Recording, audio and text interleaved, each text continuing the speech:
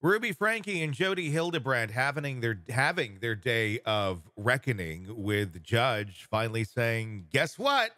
Y'all get to go to prison." The sentence, it's 4 consecutive counts, 1 to 15 years each, I should say. So that could mean it could be 4 years. It could be up to 60 years individually for Jodi and Ruby. Exactly what they're going to spend, we don't know yet. Joining me to discuss this, Robin Dreeke, retired FBI special agent. From what we knew about their charges, knew about their abuse towards their children, what's your thoughts on the verdict coming down and the sentencing of the 15-year consecutive sentences for them for each? Wow. That's my first impression was Yeah. wow. Good. We got some justice. The other thing that strikes me on this is the dichotomy sometimes of different states in all these different Mhm. cases. We have some places, convicting anyone of anything, and yet here we go. A mom and her accomplice are, looking at substantial time away. It'll be really interesting what the actual sentencing comes down to for me, just because Frankie, she's throwing herself on the court. She's literally saying, "I own it. I'm horrible. I'm learning from this. I'm moving on." I like every single statement she's made. So it'll be interesting to see what sentence she actually ultimately gets compared to Hildebrandt, because I really see Hildebrandt as the one that really needs to go away for much longer. I think Frankie is very rehabilitative eligible. Is she though? I mean, I don't know. If one is able to do these things to begin with, um, that to me is just kind of Fair where it all point. starts. It's like you're able to like literally hold your head's kid underwater as punishment. You're able Yeah. to make them go work out in the sun to an extreme just for punishment. It's not like hey kids go play and you get sunburned. Like the stuff we would have done as kids. That wasn't a punishment. That was just us being not very bright children, or just kids being kids. This was insane stuff. So the fact that at some point it clicked in her mind to say, "Hey, this seems like a good way to treat my kids, a good way to get punishment." I mean, is that rehabilitatable? It's like this is already in you. Why was it there to begin with? I guess is kind of the question I have, that you need to be rehabilitated from this toxic behavior. Because I think the note I actually put on it as I took my notes on this one, this is to me is an emotionally vulnerable family. Hmm. And whether it's her not able to kind of stand up to this neediness she had to be seen, to be heard, and all the affirmation she's getting on YouTube, to her husband being completely vacant from this in my Yeah. mind. So whether you're a husband or wife, I don't care what it is. When you are a couple of any sort, partners in raising children, you have what I call the loving critic. You have the other person in your life to kind of bring balance to your actions and you for the other person. And when you have two people, to me, that are emotionally and psychologically, I want soft isn't the right word, but I'll just use soft right now, that you're so ably to be manipulated by someone like Hildebrandt that comes in. Mhm. eh, it's a recipe for disaster, obviously. Yeah. But to me, granted, it could be a complete show on her part, very well orchestrated by her defense team, giving her scripts to read. And she's a great actress because she's on YouTube all the time. I mean, you don't know all these facets and Yeah. details, but I do like her owning it. So I Yeah. think the owning it and the realization of how broken she is, there's that glimmer of hope that if true, if real, that there is a path back to society for her. Granted, I don't know if I'd ever trust her being a mother again, Yeah. but we'll see. And that's obviously, I mean, I can't imagine being her children and trying to reconcile like Oh my gosh. that because it certainly would be the desire, I would think, for some, because it's your mom and there were probably good times there. You want that, but you don't at the same time for your own good because you know what she's capable of or what she did do. That's a whole ball of, psychological trauma that they have to deal with. Her statement, though, I'm humbled and willing to serve a prison sentence for as long as I need. I am committed to unlearning my toxic behavior. Okay. I mean, and then she also talks about twisting God's word and distorting his doctrine.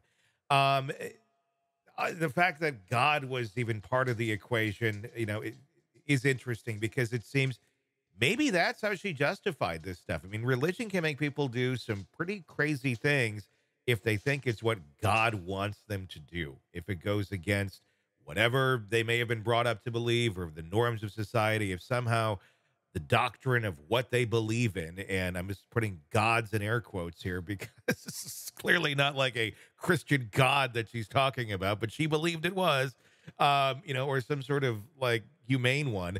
I mean, is that part of it? Is this what, is that how she was able to kind of, justify the behavior in her mind? You had her believing it was God. And then number two, you have Jody, two Mhm. forces back to back that, it seems that she was really searching for somebody with some sort of guidance. And this is what she got.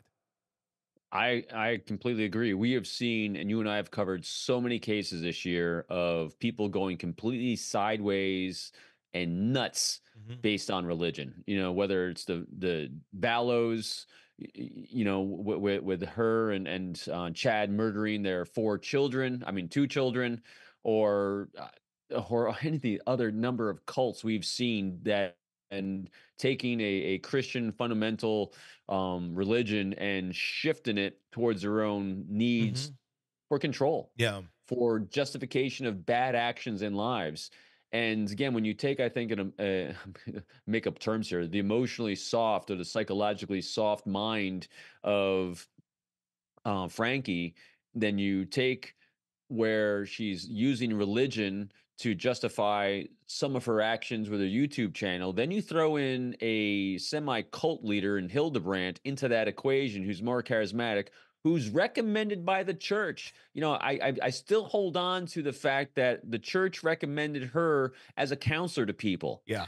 So what you have in here is you have that confirmation bias Yeah. where you're going to keep consuming information that validates your own self opinion. So let's do our own little thought experiment here. In the world of Robin's make believe.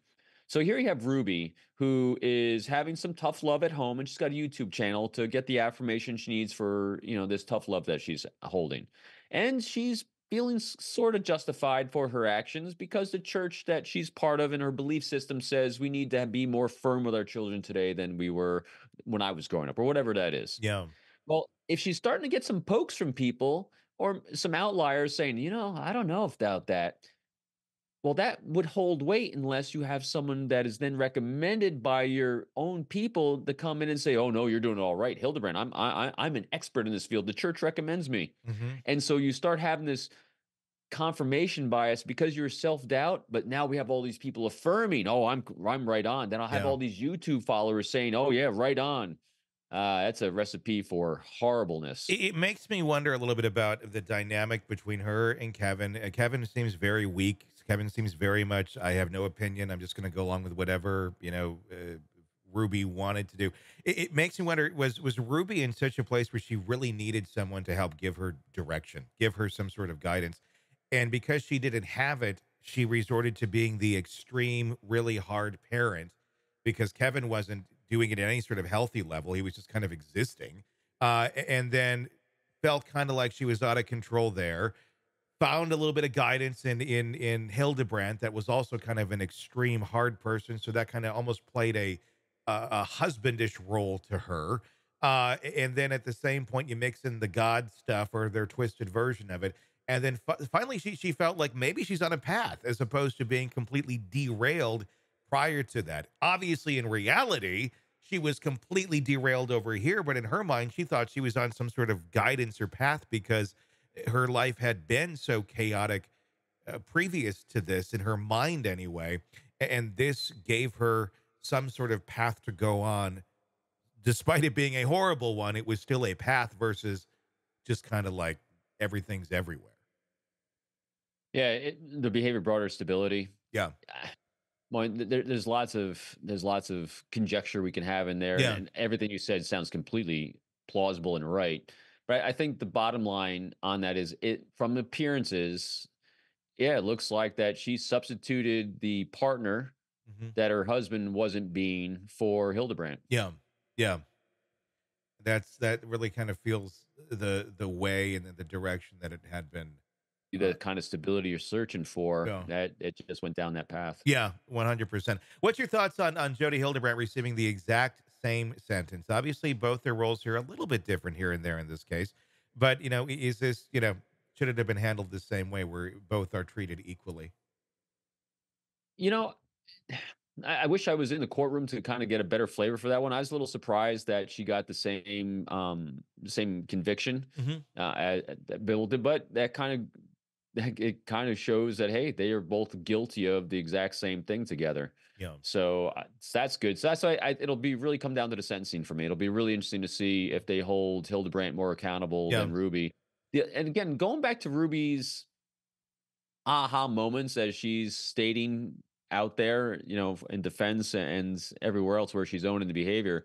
We also don't see her really overly throwing Hildebrand under the bus, which, in other words, she's not saying I'm a victim too, hmm, which would really rankle people. She's just yeah. saying I own my behavior, and we'll see what Hildebrand said. And Hildebrand, see, did you see what Hildebrand's statement was? Yes, I sincerely love these children. One of the reasons I didn't go to trial is that I didn't want them to relive this. That was my question I wanted to Right. ask you about. Authentic response there, or is this just, I'm doing good. I care about the kids. I care. I care.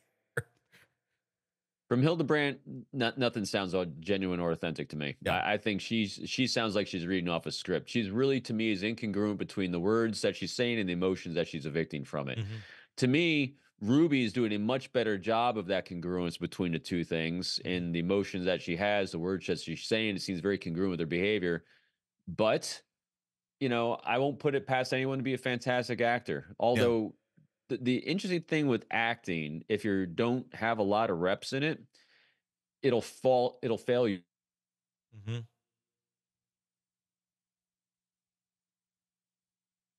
inside the courtroom. The judge will have a good baseline of all this to kind of he'll be assessing, you know, or whoever's doing the sentencing will be able to hopefully better assess, is this true or is it more just a show? Yeah. We'll have to wait and see. I'm hoping for the full 60 on this Wouldn't for that be both of them something? for the sake of society. Wouldn't that be something? That Yes. that would that so it's funny when you and I are talking about holding parents accountable for their kids' actions and parents being accountable for their own actions. Hmm. That'll be an interesting precedent, won't it? It will be. Hey, it's Tony Brueski. If you like the podcast, be sure to like, subscribe, and press that bell so you don't miss any of our updates on the cases we're following for you right here at the Hidden Killers podcast from True Crime Today. And thanks